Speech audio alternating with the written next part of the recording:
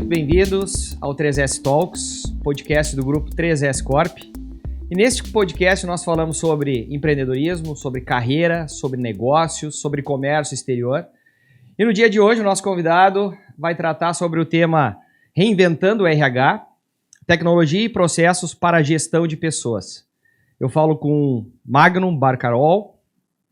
Difícil, né? O Magnum trabalhou durante 12 anos em grandes multinacionais como a Ambev e a Bayer, e nós vamos tratar a respeito disso também. Formado em administração, com especialização em marketing, gestão de pessoas e gestão empresarial. Em 2007, iniciou a sua carreira como empreendedor, faz um bom tempo. Hoje, CEO da Mentor Brasil, parceiros nossos aqui na 3S Corp. E conselheiro da Eco Adubos e Abarc Imóveis, ambas do grupo M-Barc. É isso? É isso aí, Lucas. Vamos lá. Hoje vai ser um debate bem rico. Acredito que no que eu puder colaborar aqui, estou entregue aqui para a gente ter um papo bem sutil mesmo. Muito legal. Fico feliz, muito contente com a tua participação, porque a gente sempre conversa muito nos bastidores, né? Muito embora menos do que eu gostaria por conta das nossas agendas atribuladas, diversos negócios que tu comanda e está aí à frente de tantos projetos. A Mentor é um grande parceiro nosso, né? A gente veio reforçando essa nossa relação ao longo do tempo, no que diz respeito também ao ambiente profissional, né? Como um fornecedor. E a partir desse ano, de certa forma, aí, de uma maneira mais intensa, porque a gente está agregando cada vez mais a Mentor dentro da nossa estrutura e vocês aí também estão ampliando o portfólio, né? Então é um ponto bastante interessante, a gente está conseguindo avançar não só na relação, mas também fazer melhor uso da plataforma e conseguir, aqui dentro do negócio 3S Corp também, utilizar cada vez um nível de profundidade maior. Então, já te dando um feedback, tá mais do que de parabéns. Obrigado. Muito bom. E aí eu quero falar um pouco sobre isso também, fundamentalmente, para a gente iniciar com relação à tua trajetória profissional, porque tu vieste de um ambiente corporativo de grandes multinacionais. E em 2017, né, então 12 anos depois, né, do start como profissional de carreira em grandes corporações, fez essa guinada. E eu nunca tive essa experiência profissional de trabalhar em grandes corporações, tampouco ser executivo dessas companhias, enfim. Como é que foi essa tua... a guinada eu quero falar depois, mas como é que foi essa tua grande experiência dentro dessas empresas e aquilo que tu realmente conseguiu absorver dessas grandes corporações, né, a Bayer e a Ambev, e que tu conseguiu transportar anos depois para a abertura do teu negócio, iniciando a carreira empreendedora, né? Ótima pergunta, Lucas. Eu acho que aqui fica um grande gancho para todo mundo, quando você consegue trabalhar em empresas de grande porte, tem que entender que ela não é grande por acaso.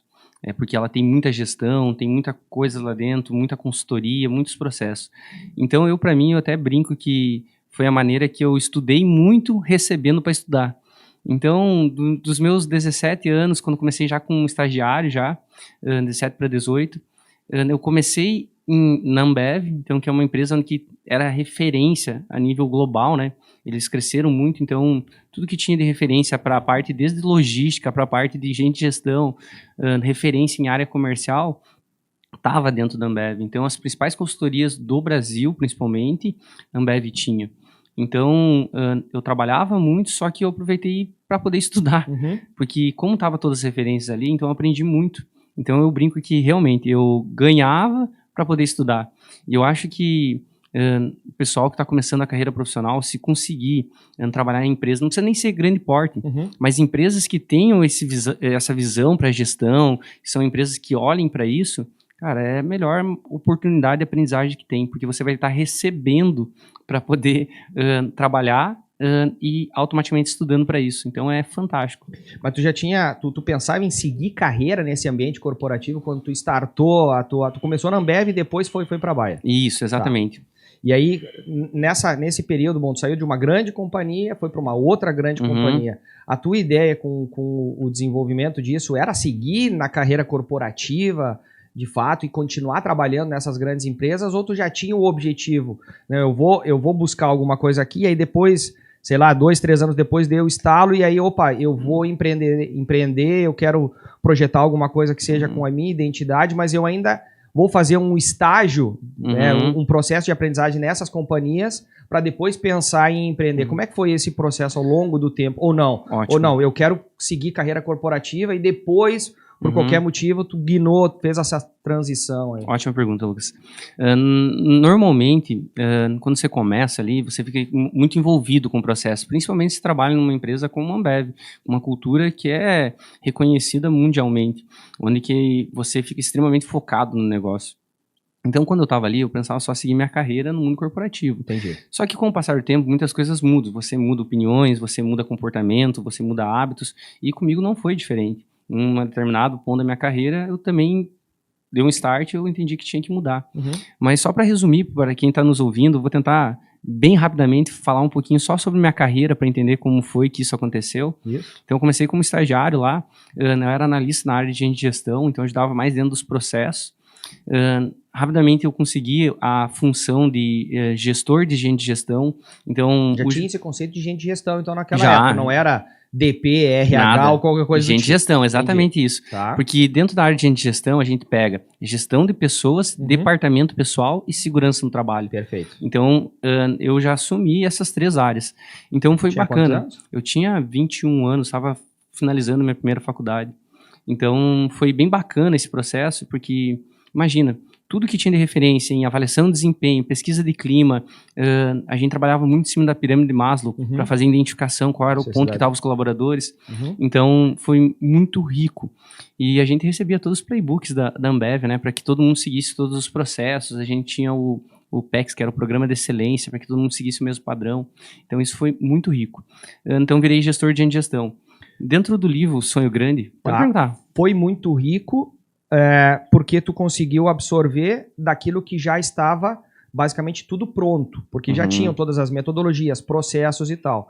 Tu conseguia nesse período incorporar algumas melhores práticas ou era realmente um processo de aprendizagem porque as coisas já estavam ali postas e tinha pouca coisa para conseguir realizar de novo, por exemplo, entende?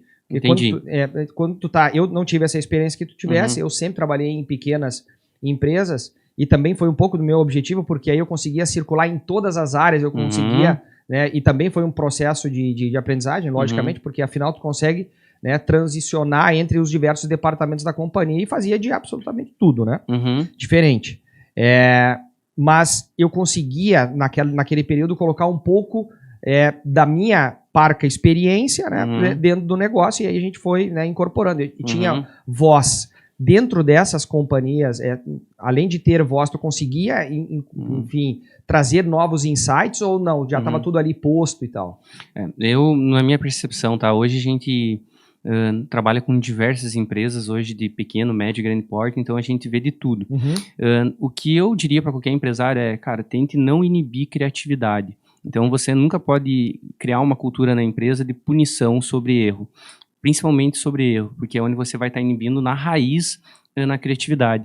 Mas se você quer crescer a sua empresa, não tem como você crescer uma empresa sem processos e procedimentos. Sim. Porque imagina, cada um que chegar na sua empresa vai entrar com uma cultura diferente. Ele vai querer fazer do jeito dele. Então, vamos supor, o Lucas tem bem determinado os próximos 5 anos, está na sua cabeça, você botou no planejamento, botou isso para executar. Se você não criar processos e procedimentos para que isso se perpetue ao longo do prazo, automaticamente cada pessoa que entrar vai estar mudando essas pecinhas, vai estar mudando a direção. Sim. Então sua empresa ela começa sempre a andar de lado. Então na Ambev, respondendo a sua pergunta, a gente tinha os processos e procedimentos a ser seguido, tinha que ser cumprido. Mas daí nós tínhamos programas, quando a gente precisava, tava com um desafio lá, a gente montava um PDCA para poder fazer, para desenvolver criatividade e a gente ajudar nos processos de dores que tinha a unidade, o CD lá. Então, resumindo sim, deve seguir os processos, sim, deve criar procedimentos, principalmente se você quer crescer sua empresa, porque senão ela vai andar de lado, cada um vai fazer do seu jeito, e eu tenho que ter um cuidado aí para não engessar a empresa, para que tudo seja exatamente do meu jeito. Cara, se você tem 100 colaboradores, 200 colaboradores, é muita gente pensante, muita gente boa, que se você não permitir, automaticamente você vai ter que puxar a empresa sozinho. Então, é um peso e uma responsabilidade muito grande só para você. Entendi. E aí tu Puta, tem muita coisa que eu quero falar.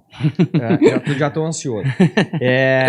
Mas aí, como é que hoje tu trabalha nesse... Eu vou voltar em alguns assuntos aqui para não perder o gancho. Mas hoje, como é que tu desenvolve isso? Tu cria comitês multidisciplinares dentro do negócio ou tu traz intradepartamental apenas? Como é que essa parte criativa, ou melhor, de desenvolvimento para resolver um problema em específico tu consegue lidar dentro do negócio ou outros insights que tu pode trazer como melhores práticas?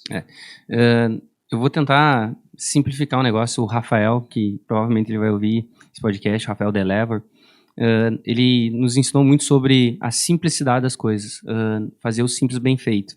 Muitas vezes o mote do ano da 3S é o básico bem feito. Exatamente. Porque não é fazer o mínimo, é fazer, enfim. Mas isso é fantástico, porque o que acontece? As pessoas querem fazer coisas mirabolosas e não acontece. Se tu tá fazendo o básico bem feito, ok, daí você segue pro mais avançado. Mas respondendo sua pergunta, vamos pegar a YouMentor.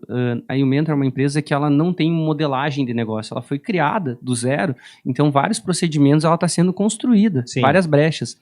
No onboarding dos novos colaboradores, quando eu faço integração, a primeira coisa que eu falo para eles é, pessoal, tudo o que cair no seu colo, você tem que questionar por que você está fazendo. Você não pode simplesmente executar isso. Porque de repente estão te passando funções que você está repetindo o processo que está errado. Então questione, porque se você questionar, de repente dá para melhorar, botar alguma coisa a mais. Então, automaticamente, a gente está sempre revisando esses processos para não seguir caindo fora da linha.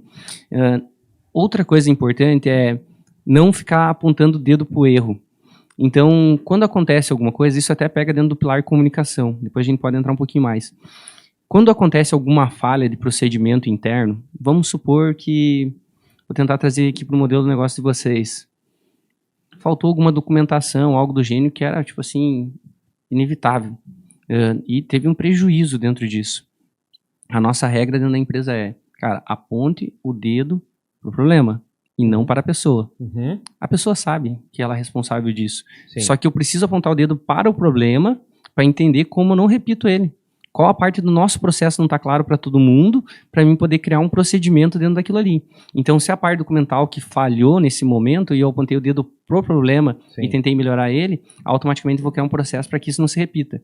Se eu apontar o dedo para a pessoa, o que acontece? Cria um monte de conflito interno, as pessoas começam a se odiar e o problema que era o causador não foi resolvido.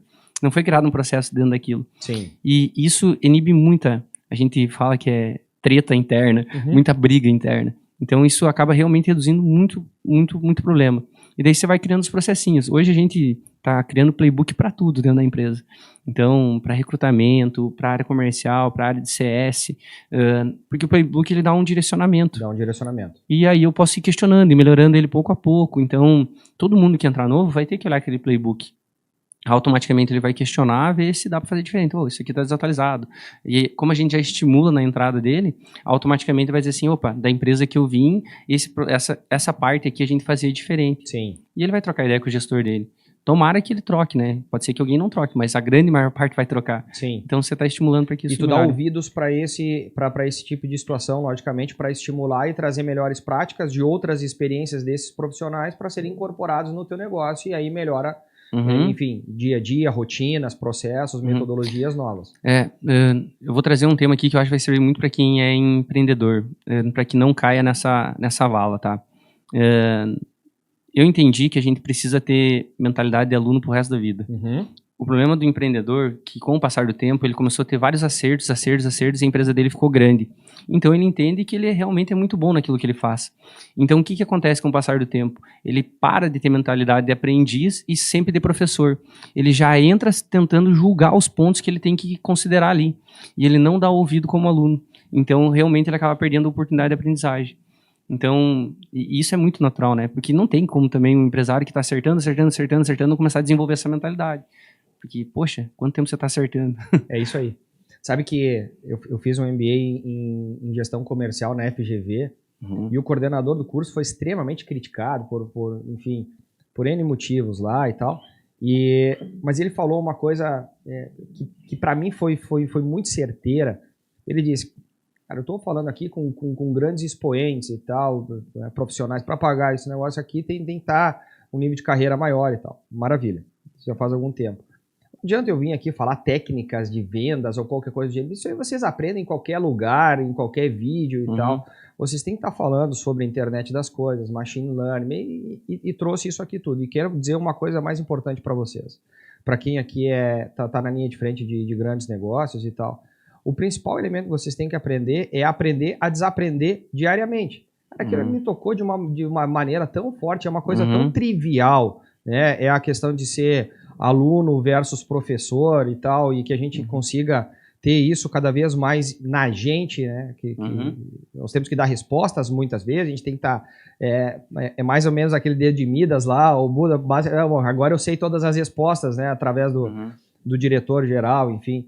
Mas não é por aí, a gente tem que saber que nós não temos todas as respostas, nós temos que estar constantemente aprendendo, e esse é o processo legal. Quando a gente tem essa mentalidade de enxergar dessa maneira, aí sim as empresas crescem de forma talvez exponencial, né? Eu concordo totalmente contigo. Ótimo, é só a gente parar para pensar num simples aspecto. A nova geração, ela foi criada na era da informação, ela tem informação para tudo. A chance de um estagiário ter mais informação que você que está há 20 anos dentro da empresa é muito grande, porque ele domina IA. Ele domina outras ferramentas. Então, cara, ele vai trazer uma resposta até com embasamento técnico que você não tem. Então, cara, presta atenção e tenta fazer sempre um equilíbrio dentro disso. Porque o equilíbrio é a palavra de ordem, que é o mais difícil. Sim. Ter equilíbrio é muito difícil.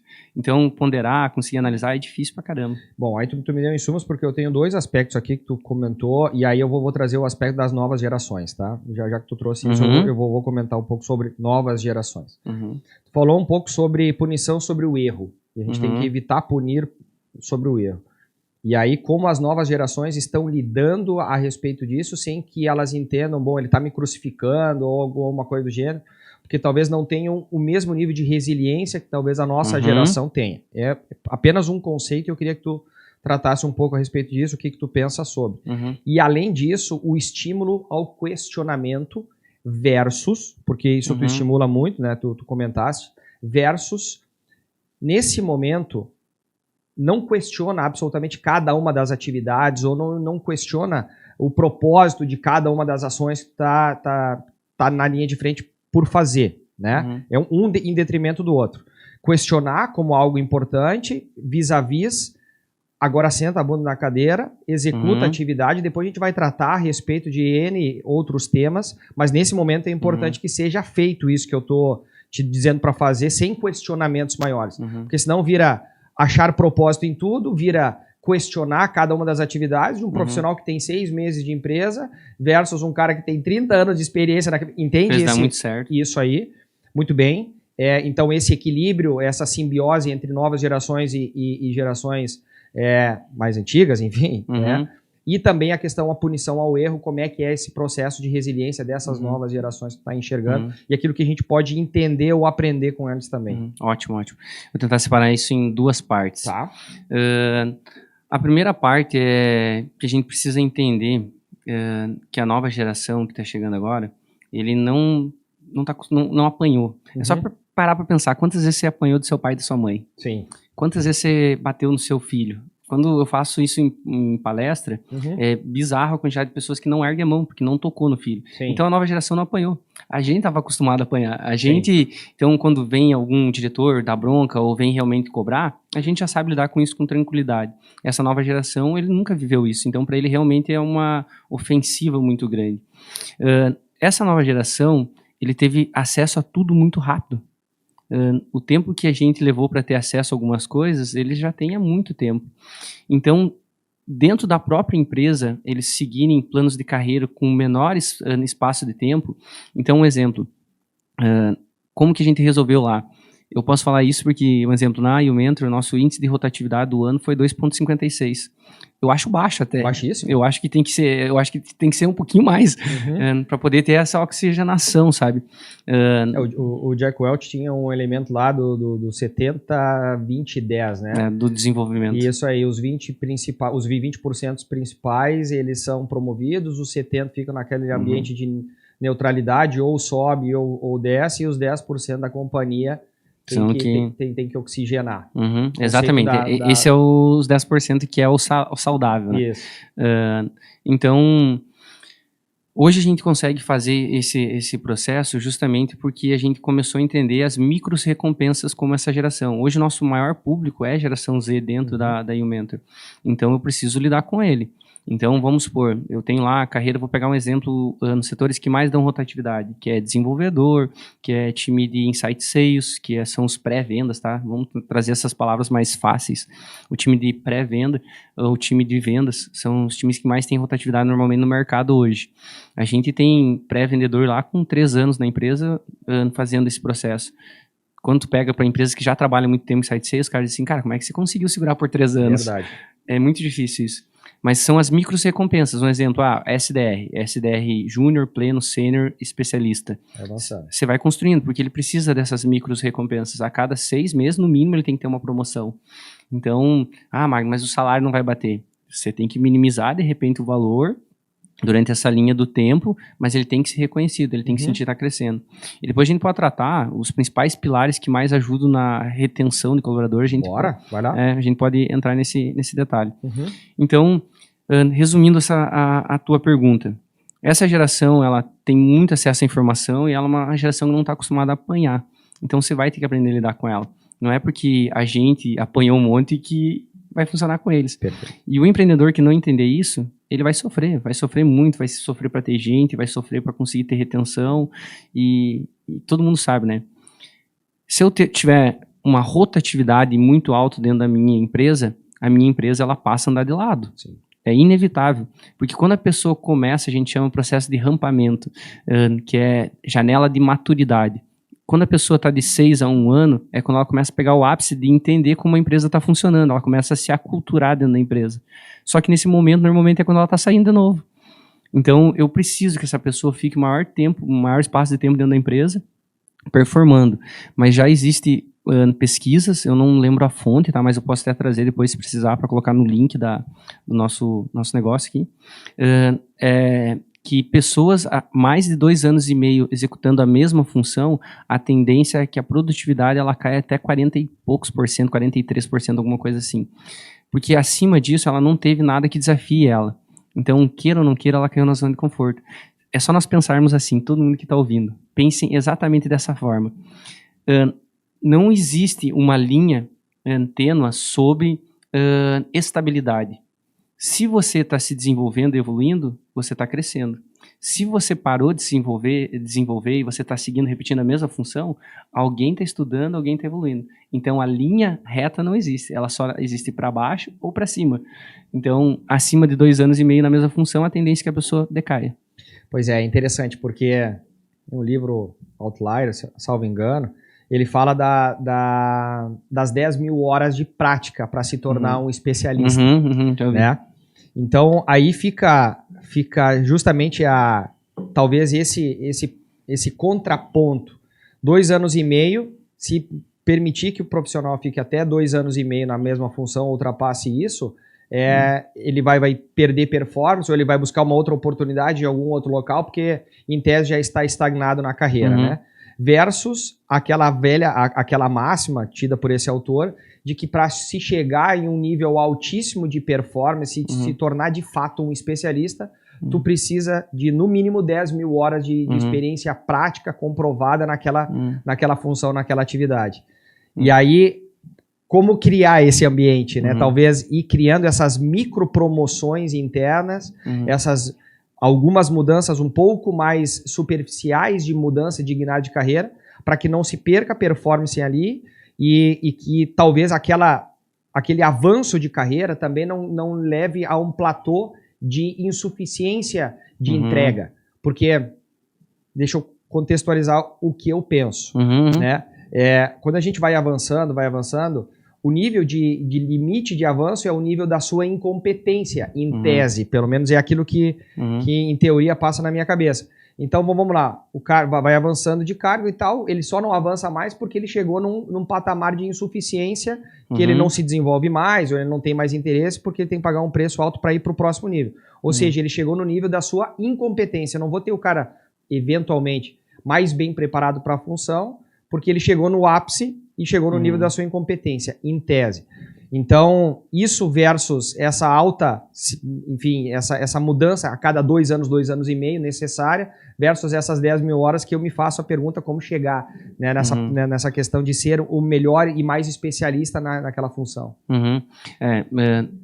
Eu tenho uma provocação no sentido de questionar, nós nos questionarmos. Um exemplo, quando a gente fala hoje sobre um livro que foi escrito há bastante tempo atrás, sobre 10 mil horas, um exemplo, hoje um colaborador com inteligência artificial, ele produz 1,5 um colaborador normal. Sim. Então, essa janela ela já diminuiu também. Perfeito. Então, a gente precisa entender que as coisas vão mudar muito mais rápidas a partir de agora. Sim. Então, a gente vai ver pessoas crescendo numa velocidade mais rápida, os colaboradores.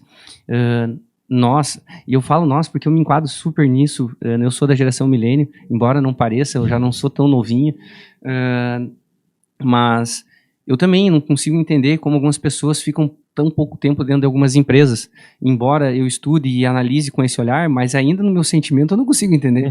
Eu fico aquele sentimento assim, poxa, velho, eu levei tanto tempo para chegar onde eu cheguei e você está querendo mudar tudo da noite pro dia e acha que isso vai dar certo. Sim. E na grande maior parte, sim, eles têm de novo, é equilíbrio, né? Eles têm uma concepção que dá para fazer e eles têm embasamento para conseguir buscar algumas coisas. Sim. O que falta, às vezes, é um pouco da experiência. Se essa nova geração, eles forem antenados e souberem questionar, perguntar muito para essa geração mais velha que já sofreu, é aquele negócio, né? Para que bater a cabeça se alguém já bateu? Se eles souberem perguntar para nós, a geração um pouco mais velha, e eles pegar toda a expertise deles de agilidade e tudo mais, cara, eles vão decolar. É isso aí. E tu sabe que eu estava ouvindo também um outro profissional falando sobre inteligência artificial no que diz respeito às novas gerações e a mudança de empregabilidade e tal. E aí ele fez um comentário que eu achei um tanto quanto positivo e tal. Ele falou que para tu extrair o melhor da inteligência artificial, tu tem que saber fazer de fato a descrição do da tua pergunta. E aí o vocabulário em português ele é tão vasto que uma situação pode determinar um nível de resposta e usando outros termos, outras terminologias ou outras palavras, vai encontrar outras respostas. Né? Porque senão o advogado agora perde toda... Vou fazer lá vou montar uma tese através do IA. Legal. Possivelmente vai melhorar a tua performance tremendamente. Mas se não conseguir dar os direcionamentos necessários, fazer as perguntas de forma a extrair o melhor da ferramenta, tu não vai encontrar. E aí vem leitura, que é algo que talvez não se tenha, seja meio demodê para os dias de hoje, faz toda a diferença, porque aí tu amplia a tua capacidade de vocabulário e aí tu vai conseguir extrair melhor da ferramenta, ou seja, não é simplesmente deixar de lado as gerações antigas ou deixar de lado os bons hábitos que se tinha no passado e aí, bom, vou esquecer agora, é tudo inteligência artificial, é só tudo via chat GPT, né? Não é bem assim. Com certeza. Esse é um ponto que para nós está super em alta, a gente tomou a decisão que a gente vai ser uma empresa direcionada para produtividade, buscando muito IA, então a gente... qualquer mudança cultural começa de cima para baixo, então nós, os principais líderes, hoje passamos uma imersão voltada para IA, para nós entendermos, nós começarmos a usar na nossa rotina, para a gente realmente, liderança é exemplo, não tem jeito, então a gente tem que estar usando. E a gente montou agora um cronograma que ele vai levar quase 2 meses. A gente já tem uma cultura muito forte para treinamento e desenvolvimento. Então, toda quinta-feira, às 8 horas da manhã, a gente tem um treinamento para skills, que é para algumas outras habilidades. E quando é mais técnico, cada setor faz o seu, internamente dentro da empresa. Só que esse treinamento das 8 da quinta-feira, a gente vai ficar 2 meses agora falando só sobre inteligência artificial. Hoje a gente começou, que é o tema desses 2 meses é o Pensa Aí. Vocês trazem o tópico, vocês apresentam, vocês... A gente tem um ano inteiro, a gente tem uma cultura de treinamento e desenvolvimento, acho que já vem um pouco do pilar da YouMentor também, mas a gente tem um cronograma do ano inteiro, toda quinta-feira a gente vai ter treinamento, todo mundo já sabe. Então, durante 2 meses agora a gente vai falar sobre inteligência artificial, daqui um tempo a gente já começa a falar sobre gestão financeira pessoal, daqui um tempo a gente começa a falar sobre saúde mental, a gente tem o cronograma do ano todo. Mas nesses 2 meses obrigatória a participação do profissional? Obrigatório. A gente até teve que é normal. Teve um momento que as pessoas começaram a não querer participar. Sim. E eu deixei muito claro, pessoal, isso aqui não é um convite. Sim. Tem algumas coisas que tem que vir realmente da autocracia para que as pessoas tenham clareza. Perfeito. Mas voltando para a parte da IA, a gente tem 2 meses que a gente vai ficar fazendo isso, que a gente entendeu que pode nos ajudar muito, que é melhorar a nossa produtividade. O sonho de todo empresário é faturar mais, com maior rentabilidade, com menos pessoa possível, porque o processo ele começa a rodar melhor. Quanto mais pessoas, mais engrenagem você tem para encaixar, mais difícil se torna. Não é você ter uma empresa com muitos colaboradores, significa que sua empresa é bem sucedida. Bem pelo contrário. Então, automaticamente, o nosso papel hoje é conseguir tornar as pessoas mais produtivas. Porque dificilmente você vai ver um colaborador que está batendo meta, que é produtivo dentro da sua rotina diária, que não está feliz. É muito difícil. Então, a gente tem esse conceito lá, cara, você está conseguindo ser produtivo, você está batendo meta, você está ganhando bem, cara, se ele está atingindo esses 3 pilares, ele está motivado. Sim. Dificilmente não vai estar. E com a inteligência artificial, a gente consegue elevar o nível de produtividade de todo mundo. Tá. Só que agora eu preciso aculturar a empresa para isso. Então, hoje a gente teve com um professor da Universidade da UPF um treinamento para trazer a base sobre IA. Semana que vem a gente vai trazer como usar a ferramenta. Então, a gente vai ajudar exatamente no termo que você falou, que é quais as perguntas, como eu faço essas perguntas. Porque IA não vai resolver a vida das pessoas. Você precisa saber mexer em IA. Você precisa, essa base de dados que tem lá, ela precisa ser muito melhorada ainda, muito. Ela está muito distante ainda de ser algo super eficiente. Vários advogados que estão tentando usar a IA para poder fazer alguns processos estão se lascando, porque eles não estão nem lendo o que a IA está trazendo. Sim. E tem termos lá tem informações que nem são verdadeiras, porque está pegando uma base. Justo. Então, a gente está ensinando agora, na semana que vem a gente vai ensinar como eles mexerem da melhor forma. Depois nós vamos trazer o que nós, liderança, estamos usando na nossa rotina. E depois cada setor vai ter que fazer uma apresentação dizendo o que estão usando dentro da área. Tá. Então, cara, dentro da área comercial, o que a gente está usando de inteligência artificial para fazer análise de dados? Dentro da área de sucesso do cliente. Dentro do time de copyright lá, que é para fazer a geração de conteúdo. Então, para que todo mundo comece a entender que IA sim pode ajudar muito a nossa rotina. Então, pensa, se a gente já tem dados que prova que um colaborador com IA ele vale 1,5%, um colaborador normal, então quanto que eu ganho de produtividade aí? Eficiência, performance, E se eu ganho de produtividade, não é só o olhar da empresa, nossa, então a empresa vai faturar mais, ou algo de não, cara, eles vão estar mais felizes. Perfeito. Está comprovado que eles vão estar felizes, porque pessoas que entregam resultado, elas se sentem reconhecidas, traz segurança para elas, mentalmente, elas estão seguras que ela consegue entregar, que ela é alta performance, e ela está feliz. E aí tu fala de felicidade, tu abriu uma janela para a gente poder falar agora então sobre retenção de colaboradores, né? Quais são? Tu listou 3 elementos aí. Esses são os elementos centrais e quais são os outros aspectos para que a gente mantenha esse nível de engajamento, esse nível de performance e mantenha o profissional na estrutura, porque afinal um turnover muito alto é prejudicial, portanto a retenção é algo positivo. Como manter o nível alto de performance a partir das novas exigências que aparecerão dentro do negócio. Perfeito, Lucas. Eu acho que esse é um tema mega polêmico e que ele pode resolver a dor de muitos empresários. Eu queria muito tomara que muitos dos nossos amigos que são empresários consigam ouvir isso que eu vou trazer aqui e que pode realmente sanar o índice de turnover dentro das empresas, o índice de rotatividade. Isso. Sempre que eu tiver algum termo meio que eu falar aqui, você me puxa a orelha, tá? E a recíproca é verdadeira. Porque sem querer a gente começa a entrar nesses termos muito técnicos. Então, a rotatividade interna, se você quer corrigir ela, o primeiro pilar básico dela, pirâmide de Maslow. Pessoal, todo colaborador, todo funcionário, sempre ele vai focar no aspecto da pirâmide. Quando vocês buscarem na internet, vocês vão ver que o processo inicial dessa pirâmide é fisiológico. Ela precisa resolver o problema fisiológico.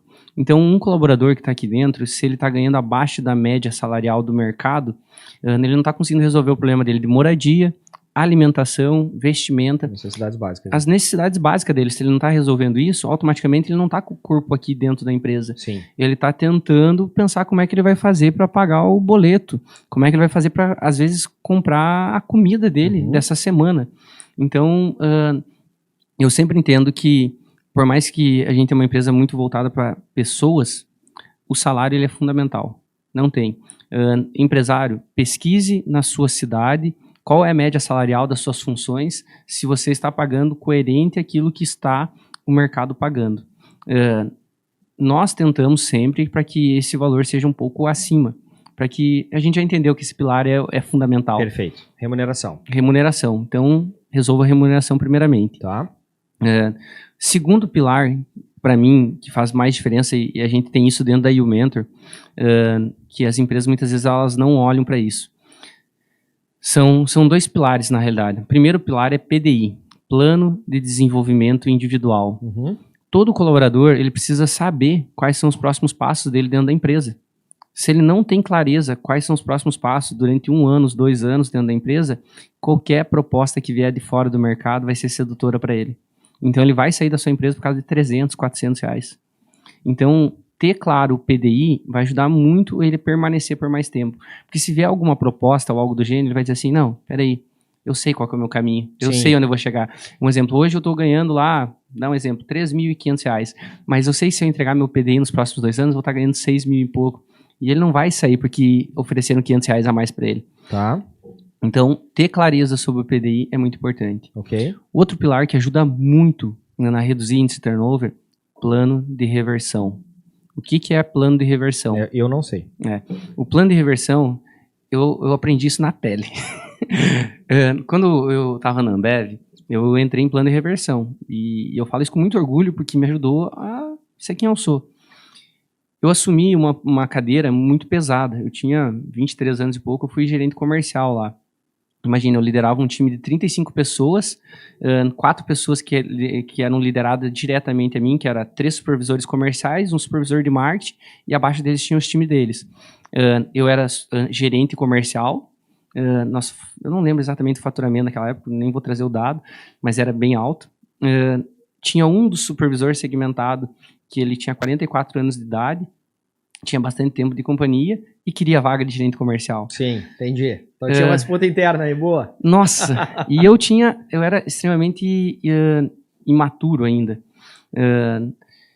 Quando eu entrei lá, eu achei... É a idade, naturalmente. Naturalmente, mas eu também tive muito do meu ego, da minha arrogância, Entendi. porque quando começou a ser anunciado, um dos GR da Ambev pegou e trouxe assim, Magno, você é o gerente comercial mais novo do Brasil. E quando eu peguei e fui a São Paulo na convenção, vem o pessoal, o gerente mais novo do Brasil. E daí vem aquele ego, aquela soberba, sabe? Se você achar assim, nossa, eu sou realmente fera, eu faço muito bem o que eu faço. E aí onde que tá realmente o teu abismo? Sim. Eu literalmente passei a ser chefe. Eu começava a mandar e achava que as coisas tinham que acontecer, porque eu sabia tudo, né? Sim. Afinal, eu tava ali porque eu merecia estar ali. Sim. E foi que os resultados começaram a despencar, e na Ambev é meritocracia na veia. Ou Sim. você entrega... Eu quero falar sobre a cultura Ambev, mas beleza, vai lá. E a meritocracia na veia. Caiu. Então, começou a cair, até que um diretor meu pegou e chamou e disse assim, Magno, nós tô te colocando em plano de reversão, tem 60 dias para nós reverter o cenário. Se em 60 dias não reverter, você vai ser desligado. Entendi. Hoje a gente fala isso com mais doce. Antigamente não tinha isso. E, cara, realmente vem um desafio muito grande na minha cabeça, assim, cara, onde que alguém vai me dar essa função e onde que eu vou ganhar o que eu ganho com a idade que eu tinha? Eu pensei, lascou. E esse conflito interno me fez começar a analisar para tudo. Minha cabeça ficava 24 horas pensando como eu ia fazer para reverter o cenário. Graças a Deus eu tinha passado pela área de gente de gestão antes. Sim. E eu lembrei, cara, a resposta está em gente. Você precisa estar conectado com gente. O que eu fazia? Eu chegava no CD lá, era 6:30 da manhã, eu estava no CD. Toda a parte administrativa que eu tinha que preparar os dailies, as matinais. Eu quero falar sobre isso que tu me contou a história. Beleza. Então, eu chegava lá, preparava toda a parte administrativa, fazia matinal, a gente erguia a energia da galera lá em cima. Só que em vez de ficar sentadinho na minha cadeira, no escritório, no ar-condicionado, eu comecei a ir pra rua. Aquele cara que eu cobrava ferozmente, porque eu achava que podia cobrar ele, eu comecei a ir junto com ele para ver realmente como que era para fazer aquele negócio. Muitas vezes a gente conseguiu melhorar, mas não conseguiu entregar aquilo que eu cobrava dele, porque realmente tinha dificuldade lá. Então eu passei a ser muito mais empático com o time que eu liderava, eu passei realmente a ajudar na construção de solução, que antes eu não ajudava, e o time começou a ver que realmente eu estava ali para ajudar, colaborar. E o time começou a engajar muito comigo. E um momento que eu estava com eles, almoçando com eles na rota, a gente trocava ideia sobre a vida pessoal, aí a gente conseguia fazer engajamento com o time. Em 60 dias eu consegui recuperar. Graças ao bom Deus, eu não fui desligado, e a partir dali eu saí lá entregando fera de bronze, que são alguns termos que a gente, para ranking nacional, é uma construção, e o próximo gerente que assumiu no lugar entregou fera de prata e fera de ouro. Então quer dizer que realmente o caminho ficou bem desenhado. Entendi. Eu só não fiquei mais porque eu recebi o convite para ir para São Paulo. Daí eu fui para outra empresa e tal, justamente por causa do resultado que estava entregando. Então foi bem desafiador. Plano de reversão, ele serve justamente para isso, Lucas. Que é o quê? Todos nós, em algum momento a gente não vai performar. Entendi. Em algum momento a gente vai decair. Sim. E não quer dizer que a gente é ruim. A gente só não está tendo consciência que a gente não está performando. A gente não está conseguindo olhar para aquilo. E quando eu faço um plano de reversão, automaticamente eu estou fazendo o quê? O Lucas é meu líder. O Lucas sentou comigo, me sinalizou o que precisa ser feito e ele está dizendo assim, Magno, o que você acha que dá para nós fazer esse cenário? Eu começo a trazer os insights, eu começo a me envolver com aquilo que a gente está se comprometendo. Então, eu me comprometi. Então, tu tem um contrato, mais ou menos um contrato de expectativa, um alinhamento entre as partes, e aí tem esse período de readaptação, de reajuste, de rota. Exatamente. Então, eu trouxe para a consciência. No final do dia, indiferente, ninguém quer ser demitido. Sim. Por mais que as pessoas muitas vezes, quero meu acerto, ninguém quer sentir o sentimento de ser demitido de fato. É muito doloroso esse sentimento. Então as pessoas tendem a começar a se puxar. Isso é dados, tá? Hoje a gente tem mais de 260 mil usuários espalhados pelo Brasil na Umenta. 72% das pessoas que entram em plano de reversão, a gente consegue recuperar. Por quê? Porque você trouxe para a consciência da pessoa que ela não está performando e ela teve que fazer um comprometimento daquilo que ela vai entregar. Perfeito. E se isso não acontece, você faz um desligamento estruturado, evitando ações trabalhistas. Porque o que acontece? Quando você não deixa claro qual o motivo que a pessoa está sendo desligada, ela se sente injustiçada. E o que é o processo de defesa? Ataque. Automaticamente ela vai colocar a empresa na justiça por fatores que não tem nada a ver. Ela vai cobrar hora de um dia que ela ficou a mais, um dia que alguém mandou mensagem no WhatsApp enquanto ela estava de férias, mas a pessoa nem sabia que ela estava de férias. Então, coisas que não tem nada a ver. É só porque ela está tentando atacar, porque ela se sentiu injustiçada. Entendi. Legal. Então, remuneração adequada, um bom programa de desenvolvimento individual e também ter um plano de reversão bem estruturado para entender, aí sim, na última linha, o desligamento ou qualquer coisa do gênero. Mas aí ali está bem alinhado às expectativas das partes. Isso eu posso lhe garantir, Lucas. Se os empresários hoje pegar esses 3 fatores, analisar ele durante um ano, acompanhar ele de fato, eu duvido que pelo menos 60% do índice de rotatividade que ele já tem não reduza. Mas aí tu falou um ponto que para mim ficou bastante claro, que é a diferença do chefe e do líder. Porque aí, se num dado momento tu estava sendo chefe cobrando resultado e tal, na outra ponta, durante esse período de plano de reversão pelo qual tu passou, aí tu foi líder, aí tu foi para campo junto com os teus profissionais, foi entender o dia a dia deles na prática, ou seja, tu desceu, tu saiu da tua posição, da tua cadeira, do teu ar-condicionado e foi pro front comercial junto com o time para entender realmente quais são os gaps, né, que eles precisam ser fortalecidos, melhorados e tal, quais são as mazelas, quais são as dores reais do dia a dia.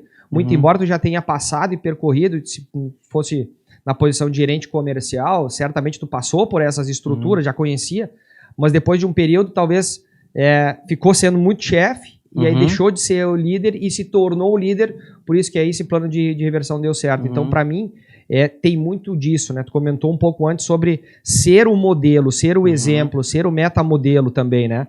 Precisou ir para campo, sentir na pele as dores dos profissionais para conseguir melhorar a performance. Não dá para a gente ficar no nosso canto como líder maior e esperar resultados diferentes se a gente não está junto com o time, né? Conectado. Isso era muito bacana dentro da companhia. Eu acho que eu vou morrer e eu vou ter na Ambev como uma referência para mim. Cara, os diretores iam para a rota. Diretor, eu digo nacional. Sim. Já vi Ricardo Tadeu em rota, indo para campo para ver realmente acontecer o negócio. Eles realmente, o Sucupira em rota, e isso está dentro do livro Sonho Grande. Eles falam muito sobre isso, que é a vivência de fato, sabe? É estar junto no front. Eu vou dar um exemplo. A gente está tendo são 3 empresas, então a gente tem bastante líderes em fase de desenvolvimento, né, evoluindo. E eu sempre falo para todo líder que começa a virar um exemplo, líder comercial de fato. Muitas vezes ele não passou pela função de vendedor, porque não precisa obrigatoriamente passar para se tornar líder direto. Mas ele tem que vivenciar aquilo. Eu sempre falo, cara, teus primeiros 3 meses, depois a gente pode entrar em outro momento, sei lá, sobre liderança, mas é só um ponto aqui para não fugir do nosso assunto. Tá. Todo líder comercial, qualquer tipo de líder, ele precisa vivenciar os 3 primeiros meses dele. Ele não tem que chegar botando banca, dizendo que tem que ser assim, tem que ser assado. Ele tem que ser mero ouvinte nos 3 primeiros meses, para entender como funciona, como a roda gira de fato. Então é muito, muito importante ele pegar e vivenciar esses 3 primeiros meses. O líder que chega numa área diferente, querendo dar ordens, querendo ditar regras, ele vai ter bastante dificuldade ao longo do tempo. Então tem que trazer o time para próximo quando se posiciona quando tá na cadeira de líder, de gestor, ele precisa trazer o time para próximo e justamente criar essa sinergia. Vivenciar Vivenciando isso efetivamente. Tá, eu quero falar um pouco de cultura, porque tu falou da cultura Ambev e um dia a gente tava jantando juntos e tu comentou sobre isso, né? Chegava às 6h30 da manhã, até às 6h45 fazia a estrutura de dados para ter a reunião, as deles, nas 7 horas da manhã. Era isso, né? E aí tu contou para mim um dia, cara, a gente elevava tanto o nível de energia dos profissionais que os caras iam pro campo, efetivamente, pegavam a motinho deles e saíam empinando por aí tinha um acidente alucinado, né? Tá bom. Era isso aí? É, isso aí. Isso é bacana contar. A Ambev teve que mudar muito isso, né? Mas, literalmente, eu entendo muito, principalmente pegando, não é só área comercial, isso serve para tudo. Intensidade e processo. A gente chama de metodologia IP. Processos é para que, quando você alinhou o script, quando você alinhou a maneira de atendimento, quais são os próximos passos a ser dado, o processo ele tem que estar muito claro para as pessoas seguirem. Então, o P do processo é fundamental. O I é intensidade. A intensidade no nosso dia a dia. Então, pessoas que não têm intensidade, dificilmente elas tendem a fazer alguma coisa que está fora do processo. Vamos supor, algum cliente de vocês teve algum momento que precisou ser dado um pouquinho a mais, ou de repente às 18 horas encerrou, mas se ele ficasse até às 18h10, ele resolveria o problema que custaria lá uma redução de custo para o cliente de R$10 mil. Sim. Essa intensidade de querer se doar, estar junto, estar conectado, ela precisa ser estimulada dia após dia. Então, ter uma cultura voltada para a intensidade de processo é fundamental. Tá. E tem metodologia. A gente aprendeu isso muito nos Sales Clubs lá em São Paulo. Até o Léo da 300, ele tem uma cultura muito forte para intensidade. E ele mesmo fala, né, que isso vem muito da Ambev, que ele olhava muito para isso. Ele foi gestor da Coca-Cola naquela época, então ele também tinha muito essa cultura. A gente começava matinal olhando para dados. Olhava o que tinha sido comprometido no dia anterior e a gente colocava lá no painel os classificados, quem tinha entregue, reconhecia aqueles que tinham entregue o resultado e tentava entender, cara, o que que houve, o que que você não conseguiu entregar, o que que pegou, o que que você planejou ontem, por que que não vem, qual a falha que teve. Galera, consegue dar uma dica para ele? Consegue dar um insight? Então fazia essa troca rapidamente lá na matinal, e tudo muito rápido, a gente tinha 40 minutos para fazer uma baita matinal. E depois a gente começava a parte da energização. Cada um ia no quadro e se comprometia lá com o número que ia trazer no dia. E aí, isso aí, quero ver se isso vem. Cara, registrava no quadro, olhava e no final do dia tinha que mostrar os dados ele mesmo ia preencher. Caramba. Então, cara, comprometimento altíssimo, né? E a gente tinha um grito de guerra, que era pra parte da realmente energizar o pessoal, sabe? E o pessoal saía tão motivado, tão doido com aquele negócio, que quando subiam pra cima das motos, eles saíam acelerando, bem desesperado. Cara, aconteceu muito acidente, cara, da pessoa saírem por louco.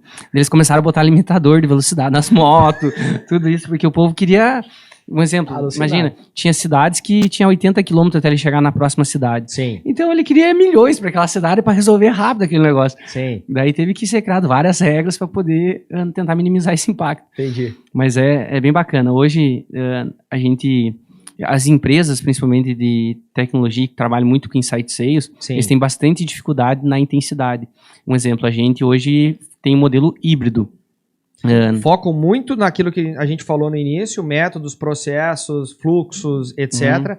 e esquecem um pouco da intensidade, da motivação do dia a dia e tal. Exatamente. Que a pessoa se envolver com o projeto, é sentir parte do projeto, né? Autorresponsabilidade, Exatamente. comprometimento e tal. Exatamente, isso faz total sentido. Tá, beleza. Isso aqui vai sair um livro, isso aqui. Eu tô vendo aqui as anotações do Lucas. Legal. Mas eu queria falar justamente sobre cultura da intensidade. Esse é um capítulo que eu queria trazer. Por quê? Porque a gente olha para isso, a gente observa isso, eu quero trazer para o meu negócio. Eu quero isso. E aí eu começo a olhar o bumbo. E, eu quero bater o bumbo também no meu negócio. Eu quero criar hino, eu quero fazer isso aqui. Mas, eu tava lá em São Paulo, e aí o pessoal disse, eu fiz uma palestra lá, falou mas, deu pra ver, não precisava nem dizer que era gaúcho, né? Ok, beleza. Ou tu, né? Exato. Mas aí, a cultura talvez não seja, eu não posso, ou posso, e aí tá a minha pergunta, eu posso incorporar a cultura de uma empresa, a exemplo de Ambev, que eu quero trazer para o meu negócio, porque eu gosto daquela cultura, queria transportar, mas eu talvez não consiga gerar os mesmos elementos de intensidade que essas empresas, ou que a Ambev, por exemplo, consegue fazer lá. Eu consigo transportar a cultura de uma outra companhia dentro do meu negócio, é positivo fazer isso, ou a gente vai ter que ir construindo a nossa forma de fazer. Como é que tu entende esse aspecto cultural quando eu uso algumas empresas como modelos, e eu quero trazer para o meu negócio, mas talvez eu tenha um pouco de dificuldade, porque tu não está muito na nossa característica de fazer da mesma forma. Tem uma cultura só que dá certo? Queria falar um pouquinho sobre cultura dentro do ambiente corporativo. Lucas, cara, excelente pergunta. Costurar essa resposta é algo bem desafiador, mas, de novo, espero que muitos empresários consigam ouvir isso, porque isso pode agregar e mudar muito dentro das empresas. A cultura, todas as empresas hoje no Brasil têm uma cultura, todas têm. Ele, querendo ou não querendo, tem uma cultura instalada lá. Ele só não mapeou essa cultura, essa é a única diferença. E a cultura, ela tem muito a ver sobre rituais, sobre rotina, sobre elementos que estão dentro da empresa, várias coisas. Respondendo a sua pergunta, se eu posso pegar uma cultura que eu olho, admiro e trazer para dentro da minha empresa, eu vou te dizer assim, pode, mas a chance de dar errado é muito grande. Muito grande. Eu concordo. Eu fui criado na Ambev. E a cultura que eu tenho dentro das 3 empresas é muito diferente da Ambev. Completamente diferente. Muito diferente. Porque a cultura é aquilo que eu acredito e aquilo que eu replico. A cultura, principalmente, ela é replicada pela alta liderança. Então, aquilo que eu acredito é realmente que eu replico na minha rotina, no meu dia a dia, crio rituais para poder isso acontecer. Então, nós temos a nossa cultura. Eu vou dar um exemplo. Na empresa que a gente tem lá, tem no Rio Grande do Sul e aqui, que é a Bark Imóveis. É o que ou como que se desenvolve constantemente, sem deixar de aproveitar a jornada. Essa nossa cultura está muito clara lá. Repete isso de novo, eu gostei. O que ou como que se desenvolve continuamente, sem deixar de aproveitar a jornada. Que legal. Por quê? E algo é nosso, não foi que a gente copiou um Ctrl-C, Ctrl-V de algum lugar. Sim. É porque acontece, lá as pessoas entenderam a importância de se desenvolver continuamente, porque eles entendem que é um processo de melhoria contínuo, e principalmente, eles são muito engajados. E é deles. Aí o Mentor não é da mesma maneira que é a Bark. A Bark, eles se tornam melhores amigos dentro da empresa. Hoje, para dizer assim, os meus melhores amigos são da empresa Bark. E eu sou CEO da Mentor. Sim. Por causa que essa cultura lá dentro me puxa para dentro, faz com que esse processo aconteça. Todo mundo é muito amigo lá. Então, é a cultura dessa empresa. A da Mentor é diferente, como da EcoAduba é totalmente diferente. São culturas totalmente diferentes. E quando você quer... E as 3 dão resultado, as 3 têm nível alto de performance, porque os conceitos ali... Mas são culturas completamente diferentes. E tá tudo bem, se respeita isso. Tudo bem. Exatamente isso. Tem é interessante tu, como CEO, conseguir entender que tu tem 3 companhias com 3 aspectos diferentes em termos culturais. Exatamente.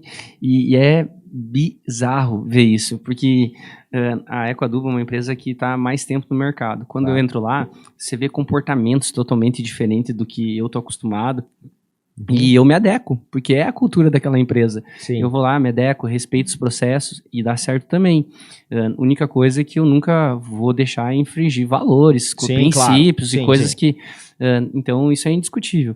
Então, mas tem as culturas. E é legal quando você tem, que nem no meu caso, são 3 culturas diferentes. Eu consigo ter pontos de vista diferentes para cada momento da empresa. Então, minha capacidade neural para geração de sinapse é muito maior, porque eu tenho vários outros pontos de vista diferentes. Sim, entendi. Legal. Eu concordo totalmente. Então, e achei muito interessante tu conseguir, sob esse ponto de vista, ter em diferentes empresas, culturas diferentes, respeitar esse movimento e ainda assim trazer resultado e tal. Então, é justamente isso. A gente não pode olhar para e talvez, eu quero isso aqui para dentro do meu negócio, mas eu não vibro na mesma intensidade, eu não tenho essas ações, porque a minha característica não é essa. Minha característica é diferente, somada com a de sócios e tal, não é essa, não vibra na mesma sintonia. Não adianta a gente forçar uma situação que não é nossa, né? Perfeito. Para quem tá ouvindo aqui, provavelmente você já conhece o Lucas, tenta imaginar ele numa cultura onde que o pessoal fala... Vamos pensar o carioca, né? Que gosta de falar bastante palavrão às vezes, né? Imagine numa cultura onde que tá lá falando palavrão o tempo todo. Vocês conseguem ver o Lucas falando palavrão? Não dá, né? Não vai rolar. Então, não vai rolar. É característica dele, não tem nada de errado nisso, é a maneira dele fazer. E a tendência é que dê muito certo, porque você está sendo autêntico. É isso aí. Autenticidade é a palavra de ordem. Perfeito. Maravilhoso. E aí, eu não quis, a gente estava conversando rapidamente nos bastidores aqui, e aí tu comentou um pouco sobre, e eu não quis estressar muito o assunto para a gente poder falar aqui, sobre comprometimento, sobre ter pessoas comprometidas com o negócio versus ter pessoas de fato envolvidas com o negócio. E aí eu queria que tu pudesse falar aqui para nossa audiência a diferença gritante, para não dizer brutal, entre esses dois conceitos, entre esses dois perfis dentro do negócio. Desculpa. Ótimo, Lucas. Esse para mim é um conceito que eu aprendi na dor, nesses, posso dizer, 1 ano e meio agora que passou. Como os negócios acabaram crescendo, e uma das empresas a gente acabou tendo 3 unidades num período muito rápido, então você precisa de mais pessoas dentro que tenham realmente um nível de entrega alto. Então eu trouxe novos sócios onde que tinham skills não, vamos falar em termos normais, onde tinha habilidades de fato para poder tocar aquela execução.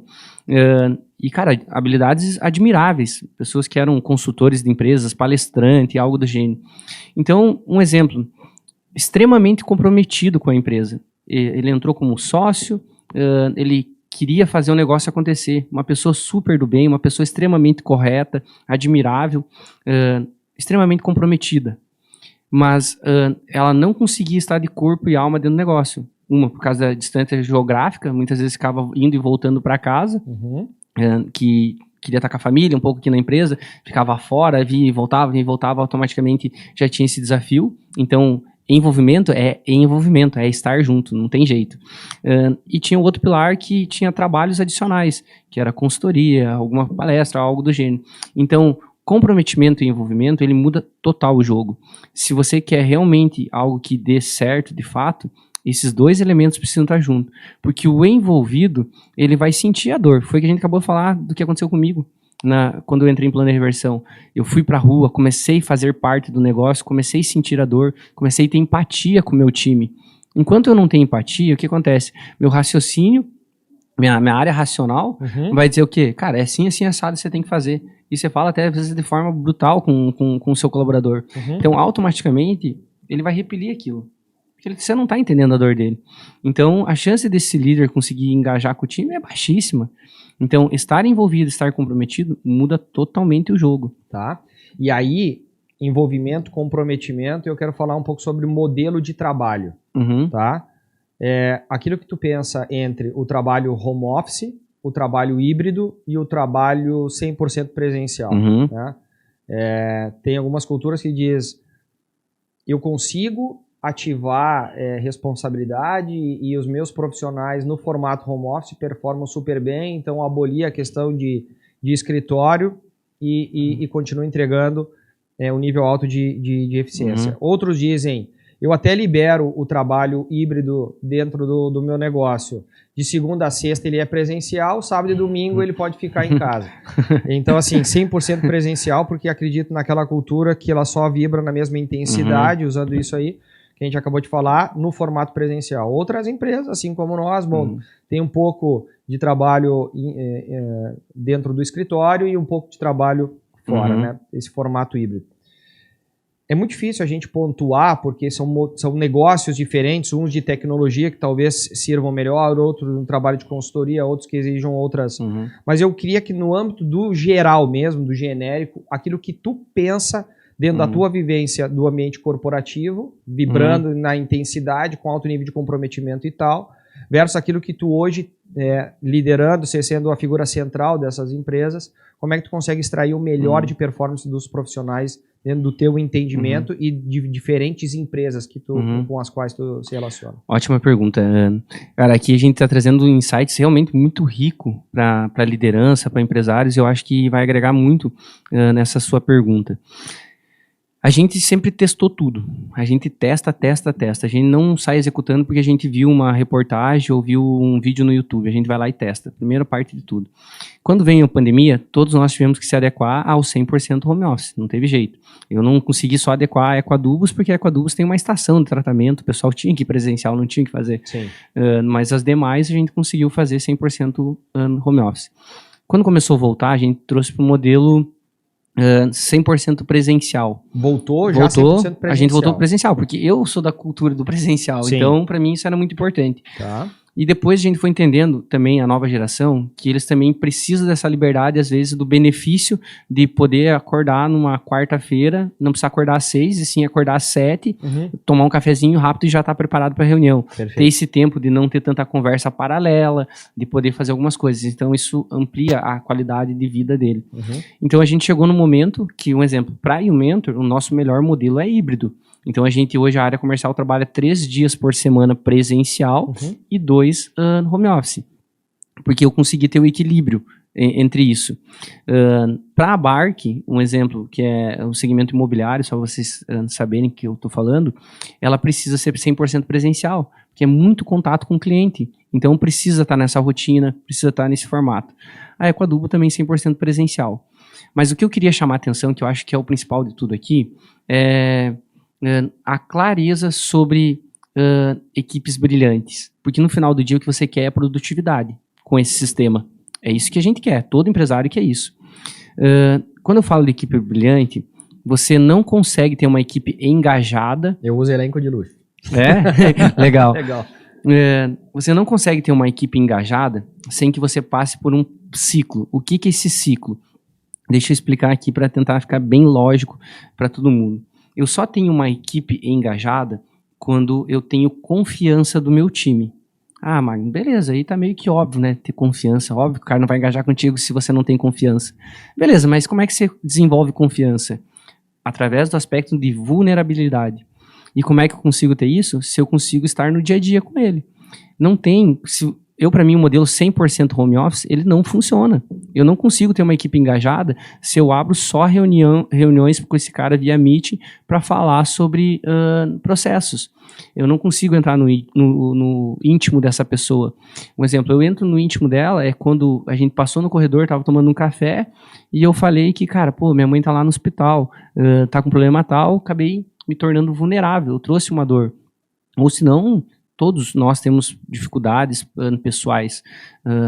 Quando eu abro sobre isso, automaticamente eu me coloquei vulnerável, a pessoa se sente vulnerável para contar algo dela. E eu só conto coisas do meu íntimo quando eu confio.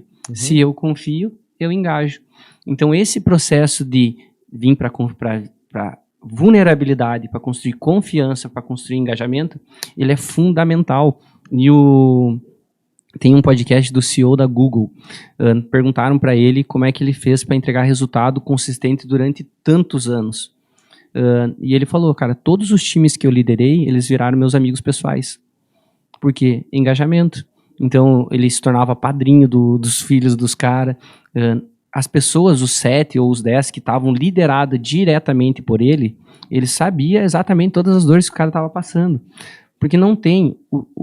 O cérebro dele é o mesmo no trabalho e é o mesmo em casa. Se ele está com dificuldade pessoal, automaticamente ele vai trazer para o interno. Não tem. Teve um exemplo, uma vez dentro da companhia que eu trabalhava, que um dos colaboradores lá é um cara extremamente engajado, altamente competente, e ele veio pedir desligamento. Ele disse assim, Magno, eu preciso que você me desligue, porque meu irmão é dependente químico, eu amo ele, e cara, a única maneira que eu tenho de poder ajudar ele é estar lá em casa, pelo menos essa semana inteira junto com ele, para não deixar ele sair pra rua. Mas tu vai ter que me desligar, porque o processo era 100% presencial. Eu peguei, e o que eu fiz? Automaticamente eu busquei assessoria. Eu tenho uma assessora espetacular, que é minha mãe. A minha mãe é conectada. Não remunerada, né? Não remunerada. Eu falei, mãe, eu tô com uma situação aqui, que a senhora pode me ajudar? Ela disse, não, eu tenho contato com uma assistente social que pode ajudar a interferir nesse processo. Automaticamente, ela conseguiu fazer o contato e a gente conseguiu internar esse irmão dele numa clínica. Parabéns. Então foi bacana porque eu consegui resolver.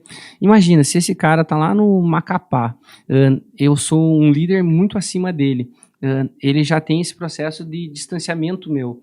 Tu acha que ele vai falar de um irmão que é dependente químico, ou com o pai é alcoólatra, ou algo do gênero? E a grande maioria passa por esse tipo de problema. Só ninguém sabe. Sim. Então, muitas vezes esse processo de estar próximo, você consegue resolver muito. Ou até mesmo uma briga entre marido e mulher que estão separando. Que é normal. Ou se não, coisas, sei lá, rotineiras que acontecem. Eu só consigo realmente se eu estou presente, que é saindo almoçar com o meu time, a conversa do corredor, e eu me coloco muito nessa situação, eu começo a abrir muitas vezes sobre a minha vida pessoal para algumas pessoas que eu entendo que é interessante, óbvio, né? Sim. Que eu não vou estar abrindo para todo mundo. Mas quando eu abro sobre a minha vulnerabilidade, automaticamente o time começa a abrir sobre as deles também. Sim. E aí começa o processo de engajamento, confiança. E daí você tem um time super engajado contigo. Que realmente ele vai, a gente brinca que o time bom é aquele que tiver que arrancar pedra junto contigo, ele vai. Sim. É indiferente do que for, só vamos juntos. Então é o que a gente busca, sabe, dentro das empresas hoje, que eu acho que todo o empreendedor tem que ter clareza. Porque, de novo, uma equipe engajada, ela chegou no nível de maturidade que precisava chegar, ela já é engajada com a empresa de fato, e ela sempre vai dar um a mais. Depois das 18 horas, que precisar ficar um pouco a mais, é o cara que vai estar em casa e ele vai estar pensando uma solução para resolver o problema no dia seguinte. Porque não adianta, pessoas de alta performance, não é das 8 às 18 que o cara vai resolver a vida. Verdade. Não tem, isso para mim é uma blasfêmia do mundo, sabe? Sim. Foi alguém lá que inventou que das 8 às 18 tudo vai funcionar. 8, e tudo tem 8, né? 8 horas de trabalho com 8 horas de sono, com 8 horas de divertimento, ou de ócio, ou qualquer coisa do gênero. Tem. O livro Ponto de Inflexão fala muito sobre isso. Justo. Então tudo começa pelo poder da vulnerabilidade, que gera confiança e a partir disso gera um nível alto de engajamento, e aí a gente pensa no ciclo completo da roda da performance, talvez. Aí. Exatamente. E tipo assim, o que eu tô falando aqui, Lucas, é da minha vivência, tá? De repente tem outras maneiras que outras pessoas conseguem resolver. Eu falo da minha vivência porque eu acabei tendo a possibilidade de ter 3 empresas. Hoje são 3 empresas de médio porte, que já tem um número de colaborador que já começa a dar trabalho, já administrar não é tão fácil. Sim. Então, se você não tiver pessoas engajadas, dificilmente você consegue fazer 3 empresas parar de pé e seguir crescendo. Beleza. E aí, tu me dá insumo porque eu quero falar sobre tecnologia e pessoas. Legal. Tu monta uma estrutura, tu é um cara muito envolvido em pessoas, o teu background veio de gestão, de gente em gestão, depois liderança de time, de vendas, e veio construindo isso aí, muito voltado para pessoas. Aí num dado momento, te dá um estalo, tu monta uma empresa de tecnologia voltado para pessoas.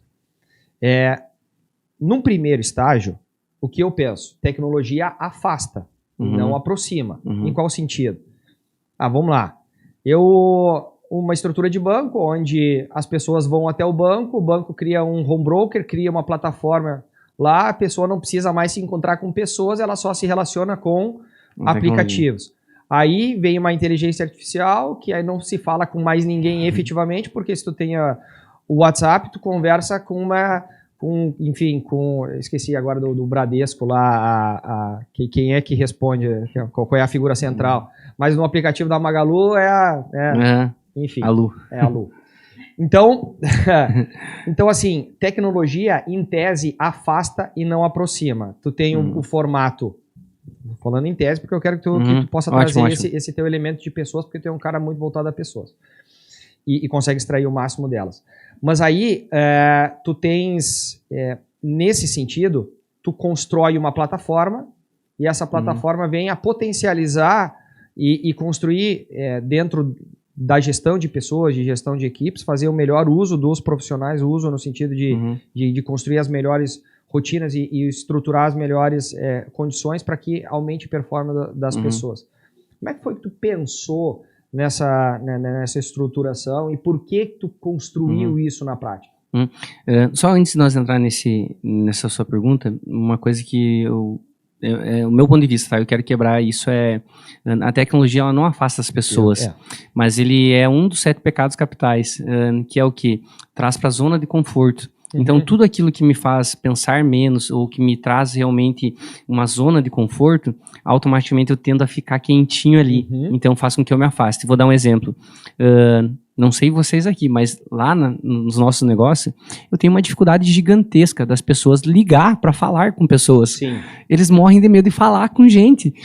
Quando eu pego lá o time de sucesso do cliente mandando mensagem, troca de mensagem só via WhatsApp pro cara. Falei, cara, mas por que você não ligou? Não, eu tô esperando a resposta do cara. Passou o dia inteiro esperando o cara responder no WhatsApp, sendo que ele poderia ter pegado o telefone ligado e resolvido em 1 minuto. É verdade. A tecnologia traz a zona de conforto, que é um dos 7 pecados capitais. Então, tudo que me fizer pensar menos, tudo que me fizer ter que agir menos, eu tendo a gostar mais e ficar quentinho ali. Certo. Então, é um pecado. Então, eu tenho que fugir disso, fugir do padrão. Sobre o que nos fez, me ajuda só a recapitular, o que nos fez querer construir uma empresa de tecnologia? Exato, voltado para pessoas, como forma de potencializar a gestão, ou eu estou antecipando, mas por que tu desenvolveu isso? Qual foi a dor que tu observou no mercado? Qual foi o insight? Qual foi, o objetivo por trás desse desenvolvimento? Eu sempre gostei muito e sempre entendi que resultado de qualquer negócio está em gente. Mas como é que eu fazia para dar escalabilidade nisso? Sim. Só através de pessoas, não tem jeito. É através de tecnologia. Então, para dar escalabilidade, você tinha que acessar o maior número de pessoas possíveis. Tecnologia é uma maneira de conseguir fazer isso. Estão recebendo alguns insights aqui bem legais. A gente recebeu algumas mensagens, porque assim, o nosso podcast, a gente construiu isso, vamos um pouquinho das conversas, vamos interromper aqui rapidamente.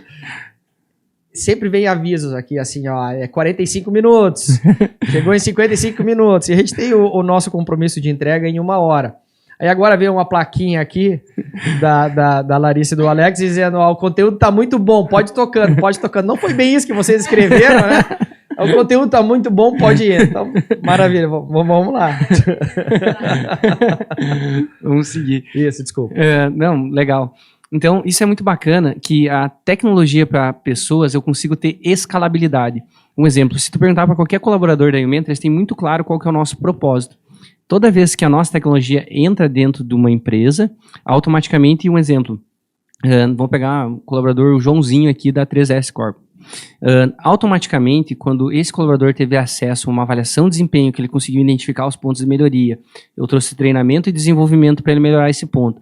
Montei um plano de carreira para esse cara. Ele evoluiu socialmente, ele evoluiu financeiramente, porque ele cresceu aqui interno. Automaticamente, esse cara evoluiu. Então, tem uma responsabilidade social muito grande com a nossa tecnologia. Só que se esse cara evoluiu, ele cresceu socialmente, culturalmente e financeiramente, dentro da casa dele, ele também vai movimentar para que essas pessoas cresçam. A esposa dele vai crescer socialmente, o filho dele vai crescer socialmente. Animal. Então, o nosso propósito é muito claro. Só de falar, chega a arrepiar, eu me arrepio Lucas. Também. Pô, parabéns, cara. Animal. Então, nunca tinha pensado sobre esse ponto de vista. Parabéns. É muito, muito intrínseco esse nosso propósito. Então, a gente realmente consegue mudar a vida. Então, os nossos programadores, nosso time de sucesso do cliente, todo mundo que está mexendo lá, eu falo, cara, você tem noção que esse esforço a mais que você está fazendo, você precisa fazer porque você está mudando a vida de alguém? Então, eles têm muito claro sobre isso. A gente realmente tem esse impacto. A Umentor, ela, quando a gente começou lá atrás, ela começou muito por uma motivação minha e do Ismael. O Ismael, cara, é uma pessoa que eu sempre admirei ele. Desde 15 anos a gente é amigo. Então, a gente ia para as festinhas e a gente ficava num canto falando de qual curso nós ia fazer, qual treinamento nós ia fazer. Quando eu tava na Ambev, eu tentei levar ele. Ele não quis ir. Ele disse, cara, tô montando minha carreira aqui. Quando eu fui para São Paulo, na Bayer, Eu tentei levar ele não quis ir também. Ele disse assim, cara, eu quero virar diretor aqui onde que eu tô. E eu achava fantástico, porque eu tava seguindo um plano de carreira. Sim. Quando eu tava pra sair de lá, pra começar a empreender, eu falei, velho, você já entregou o que você tinha pra entregar, agora nós vamos empreender. E eu fui um pouquinho mais sarcástico. Eu peguei e disse assim, nós estávamos sentados na sacada lá da minha casa, eu falei assim, cara, qual legado você vai deixar pro seu filho? Ele tinha filho, então eu peguei no pior calo que ele podia ter. E, cara, deu uma semana depois, ele veio com uma ideia, dizendo assim, cara, eu tentei rodar isso aqui, acabou não dando muito certo, porque eu tava dando prioridade para outra coisa. O que a gente pode fazer? Ele trouxe um modelo, e eu falei, cara, dá para acrescentar isso, vamos botar para rodar. A gente botou para rodar, porque a gente tinha visão de acessar muitas pessoas, só que a gente começou rodando no modelo B2C. Empresas de tecnologia no Brasil, para B2C, que é pessoa física... negócios para pessoas físicas. Exatamente. Ela tem bastante dificuldade hoje de ter fundos de investimento, ela é difícil ter escalabilidade. Pode ver, de todas que são construídas, eu acho que bem menos que 1% consegue ter êxito. Empresas de B2B são empresas que normalmente conseguem dar mais resultado. E a gente teve um processo com o João Kepler, que é o maior investidor anjo do Brasil, que ele sentou um dia inteiro numa mesa com a gente e ficou trocando ideia, dando insight para nós, e a gente falou, cara, temos que mudar o modelo do negócio, voltar para a pessoa jurídica. E daí era onde a gente já tinha um pouco mais de conhecimento, tanto eu quanto o Ismael, e a gente começou a costurar qual era a dor. A gente tinha muita clareza, cara, você precisa resolver a dor da empresa, Tanto é que a Mentor hoje, ela é a única plataforma até então no Brasil que ela identifica o gap do colaborador e pré-recomenda os treinamentos. Por quê? Porque é como se você fosse no médico. Todas as ferramentas hoje que tem de gestão de pessoas no Brasil, principalmente para avaliação de desempenho, ela faz o quê? Trouxe um diagnóstico para ti do teu colaborador. Sim. Tá aqui, ele tá assim, assim, assado. Sim. Mas se tu vai no médico e ele diz assim, cara, você tá com enxaqueca, pode ir embora, não vai resolver o problema. Então o nosso papel é esse, é trazer o diagnóstico e trazer o remédio, que é treinamento, trazer feedback estruturado para poder resolver esse problema. Se eu não fizer isso, eu não resolvo. Porque daí imagina, eu te dou o diagnóstico e você vai para casa para tua tia te dá um conselho, para fulano te dá outro conselho. Então, o cara vai receber diversos tipos de conselho. E aí você não consegue construir uma cultura forte internamente também. Mas como é que é formatado esse diagnóstico? Porque vamos lá, exemplo do médico, o médico vai lá e faz perguntas, faz uma anamnese, né? Monta um material ali, e aí vai examinar e vai montar um diagnóstico e depois vai direcionar para a solução. Como é que hoje na plataforma isso acontece? Ótimo. Lucas, muito boa sua pergunta e eu vou responder porque, embora pareça avaliação de desempenho, todo mundo já sabe, mas poucas pessoas se aplicam à avaliação de desempenho. Okay. E ela é extremamente importante dentro da empresa, até mesmo para resolver um pilar chamado comunicação. Eu vou só trazer um dado para dar mais ênfase ainda da importância da avaliação de desempenho dentro de uma organização. A gente roda pesquisa de clima hoje no Brasil. Como eu falei, a gente tem mais de 260 mil usuários. Sim. E os dois pilares que têm menor pontuação em todas as empresas que a gente roda é unânime, comunicação e salário e benefício. Esses são os dois pilares que menos têm pontuação em toda a pesquisa de clima. A comunicação, você consegue melhorar muito com a avaliação de desempenho. Então, o que acontece na avaliação de desempenho? Eu escolhi o que eu quero avaliar, o que eu quero mapear, mando o link para o colaborador, ele vai se autoavaliar, como ele está se enxergando dentro daqueles pilares. Visão sistêmica, trabalho em equipe, foco para resultado, posso colocar alguns skills que eu quero colocar, vamos colocar fechamento em vendas, algo do gênero. Então ele vai se autoavaliar. Tu mapeia, a plataforma traz alguns elementos centrais, mas tu traz outros elementos enquanto empresa. Tu vai lá e adiciona alguma questão. Você pode fazer isso, Tá bom? Então ele vai se autoavaliar e o gestor vai avaliar ele exatamente nos mesmos pilares. Então o que acontece? O sistema vai dizer assim, opa, você se vê assim e o seu líder se vê assado. Ok. Agora chegou o momento de nós dois sentarmos e calibrarmos isso. Então, o que acontece?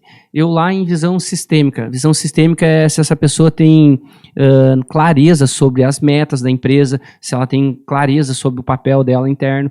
Então, eu vou lá e me dou nota 10 como colaborador. E o Lucas, que é meu líder, disse assim, cara, eu te dou nota 5 por causa desse pilar. Faz sentido? Daí o colaborador pode até dizer, não, cara, eu acho que isso aqui não faz muito sentido, porque isso eu entendo. E o Lucas, como líder, pode dizer assim, é verdade, eu não tinha percebido isso. Porque muitas coisas a gente não percebe. Sim. Então você vai calibrar, vai dizer assim, então, cara, você acha que nota 8 aqui é adequada? Acho que é 8. Então, automaticamente, vocês dois se alinharam. Porque ficou claro entre ambas as partes o que está esperado e aquilo que se quer. Então, autoavaliação, avaliação e calibração. Então, olha o quanto você melhora o pilar de comunicação interno. Porque vou dar um outro exemplo simples. Que autoavaliação, próprio colaborador, avaliação do da líder liderança e calibração. E aí eu calibro isso aí. Exatamente. Ele é um processo, às vezes, que é um pouco demorado e as pessoas na rotina, elas não querem investir tempo nisso. Se você investir uma semana, eu nem sei quantas semanas tem no ano, uma semana voltado para isso, você ganhou o ano. Porque você setou expectativa, você alinhou com o colaborador. Imagina você passar o ano inteiro o cara achando que é mega bom num pilar e você achando ele mega ruim. E chega um momento, cara, que vai dar conflito e você vai desligar o cara. Ou ele vai pedir para sair porque ele não tá sendo reconhecido. Porque vai dizer assim, cara, eu sou muito bom nisso e ninguém me enxerga, ninguém me nota, ninguém me reconhece. Então, esse processo de avaliação de desempenho, cara, ele ajuda demais internamente. Antes mesmo de nós ter o Mentor, nós tinha a Bark Imóveis. Por eu saber da importância dele devido ao Ambev, nós rodava avaliação de desempenho no Excel. Mas, cara, nós tinha, quando nós iniciamos... Básico, bem feito, estruturado, simples e tal, isso aí. Roda super bem. E a gente tinha 5 colaboradores naquela época, quando a gente começou a unidade lá em Carazinho. Com 5 colaboradores nós tinha avaliação de desempenho. Então isso era muito bacana, sabe? Muito bacana mesmo. Entendi. Animal.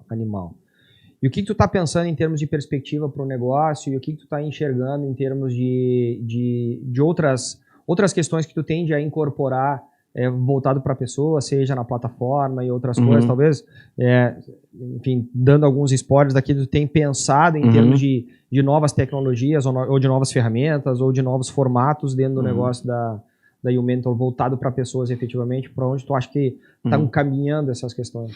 Eu acho que, de novo, são coisas básicas que fazem total sentido, mas dá para melhorar algumas coisas básicas, que nem um exemplo a Nine Inbox, que é uma avaliação onde que a gente consegue mapear dentro da área da empresa quem são as altas performance, média performance e baixa performance. Que você já sabe onde atuar, e aqueles que estão em alta performance, esse cara tem que ter, o talento, você precisa cuidar desse cara. E a gente vai fazer isso de uma forma já onde que ela está vinculada a algumas coisas da avaliação de desempenho, então vai rodar muito mais rápido para a área de gente de gestão, então a gente quer facilitar o processo para que ela venha de forma rápida e eficaz, de fato. Outra coisa que é fundamental é OKR, então as empresas precisam ter esse pilar de OKR dentro das empresas, então a gente também está saindo logo com OKR. E algumas coisas que a gente vai tentar trabalhar muito, que isso são tendências da área de gente de gestão, que a gente precisa olhar mesmo, para o impacto que a gente tem como marca empregadora e experiência do usuário. Então, isso é muito importante. Employer Branding faz total diferença. Então, eu preciso cada vez mais olhar para esse pilar. Um exemplo, a gente está numa geração onde que ele está todo o tempo olhando para o gramado do vizinho. Sempre. Comparação todo momento. Todo momento. Então a empresa que não está trabalhando em Employer Branding, Employer Experience, que é a experiência do usuário de fato, automaticamente essa pessoa vai ter muita dificuldade em encontrar talento. Você vai encontrar colaborador, mas você vai encontrar gente ruim, que é aqueles que ninguém quer contratar. E você vai acabar tendo que contratar porque você não está achando. Mas a marca empregadora é explorar isso de uma forma sempre muito autêntica, muito genuína, muito, né, não querendo copiar a grama do vizinho. Exato. E tentar incorporar, mas fazer isso como característica genuína da companhia. Mostrar o que de fato acontece aqui, né? Exatamente. A gente vai reforçando, melhorando práticas, incorporando novas metodologias para cada vez se tornar mais atraente também para o mercado de trabalho, né? Total. Mas não pode não mostrar uma coisa e executar uma coisa diferente, né? Então, assim, exatamente. Tem que respeitar muito isso, essa autenticidade. Autenticidade acima de tudo. Isso. Porque senão o que acontece? O seu público interno vai te crucificar. Sim. Que vai dizer, velho, você tá... nada disso acontece. Nada disso acontece. E esse é um termo muito bacana, pessoal, que ele exige um olhar e dedicação.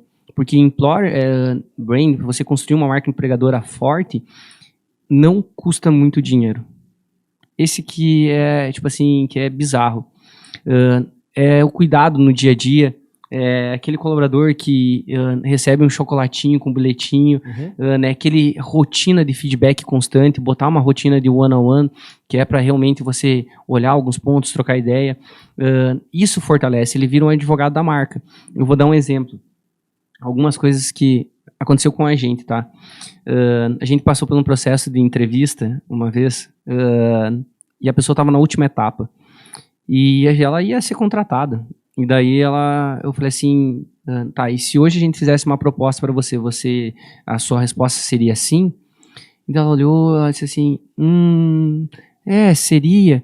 Eu pensei assim, ué, Caramba. você estava tão motivada? O que aconteceu? Daí ela disse assim, Magno, o processo com vocês foi muito bacana, vocês são pessoas fantásticas e eu preciso ser transparente com vocês. Eu descobri ontem que eu estou grávida. E pra mim foi um choque. Eu pensei assim, cara, ela tá grávida, como é que eu vou contratar alguém grávida? Não porque era impossível contratar, é porque eu não tinha vivido aquilo. Sim. Então, primeiramente, pode vir até um julgamento em cima disso. Isso. Eu olhei pro meu sócio, o Eduardo, e eu falei assim, falei o nome da pessoa, falei assim, então é uma situação diferente, a gente não vivenciou isso, eu preciso até amanhã para que a gente possa te responder. Ok para ti? Ela disse, não, fica tranquilo, tá tudo bem, eu também não sabia, mas eu preciso ser transparente com você.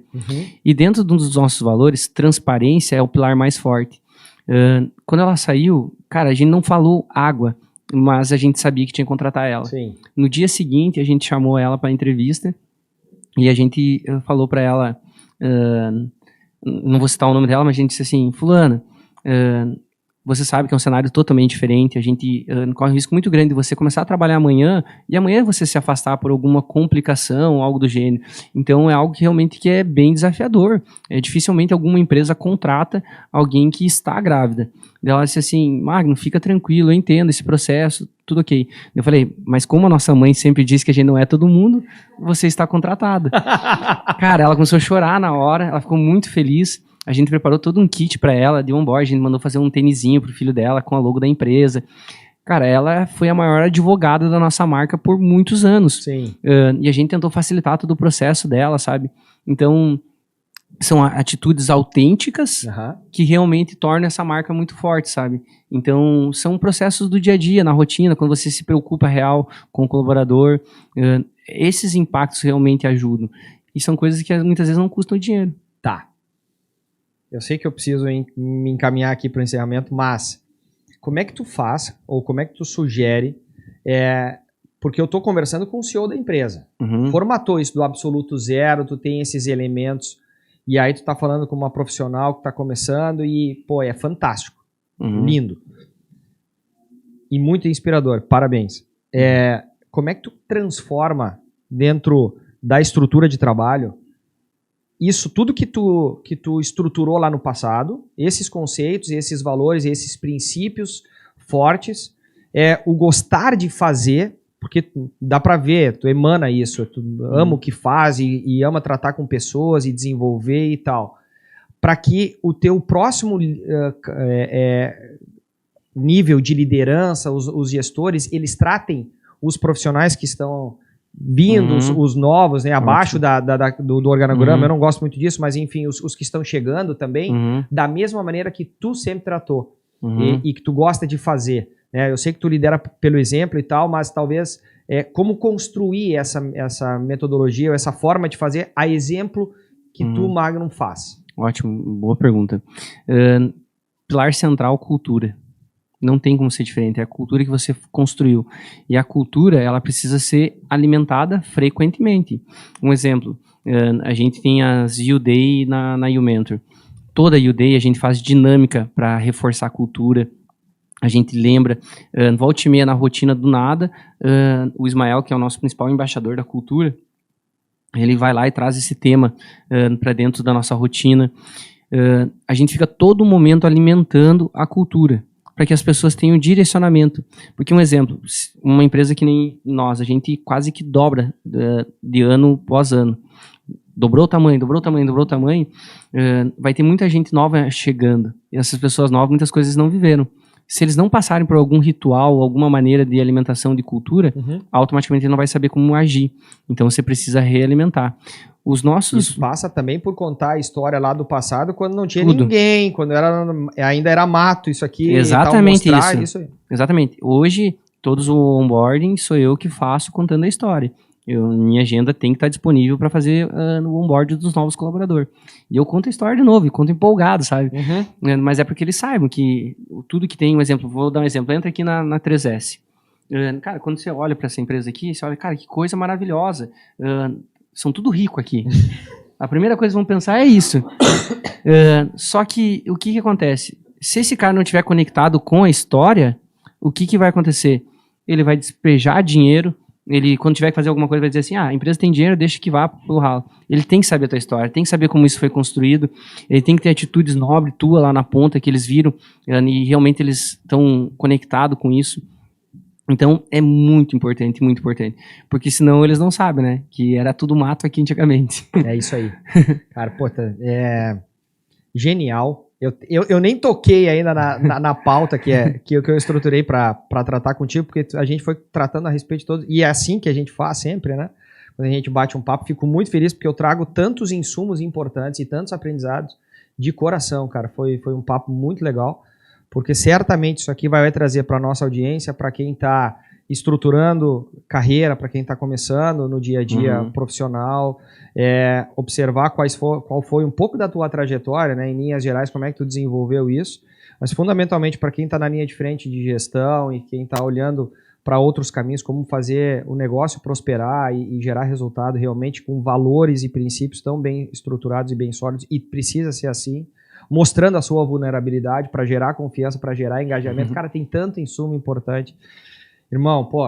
É isso, Lucas. Eu que agradeço, cara, de coração estar aqui. É uma honra estar aqui com vocês. Fico muito feliz mesmo. Fico muito, muito feliz. Obrigado. Certamente a gente vai ter que fazer um capítulo 2 aqui, porque tem muita coisa importante para a gente falar em termos de perspectiva, em termos de empreendedorismo mesmo, porque tá falando um pouco antes sobre algumas movimentações que vocês tendem a fazer dentro do negócio. Enfim, fico muito feliz pelo papo, porque a gente consegue trazer elementos tão importantes para quem está na linha de frente de negócio, que é a nossa audiência. Perfeito, muito obrigado. Eu que agradeço o convite aí. Eu fico extremamente feliz de estar aqui, poder colaborar um pouco. E uma hora agora quero também estender o convite para que você vá participar do nosso lá. Boa. E tem muita coisa aí, você tem uma experiência fantástica e eu acho que vai agregar muito também para nós. Que legal. Obrigado, de antemão, já te agradeço o convite. E para você que ficou até o nosso final, né, encerramento aqui do nosso podcast, meu muito obrigado. Não esqueça, dá uma força aqui pra gente, a gente está estruturando esse papo com personalidades e empresários, e gente tão importante e que tenha tanto conteúdo, então é importante que aqui faça aquele tradicional, né, curte, compartilhe, ativa o sininho e manda para todo mundo aí, porque é importante para que a gente consiga fazer isso chegar a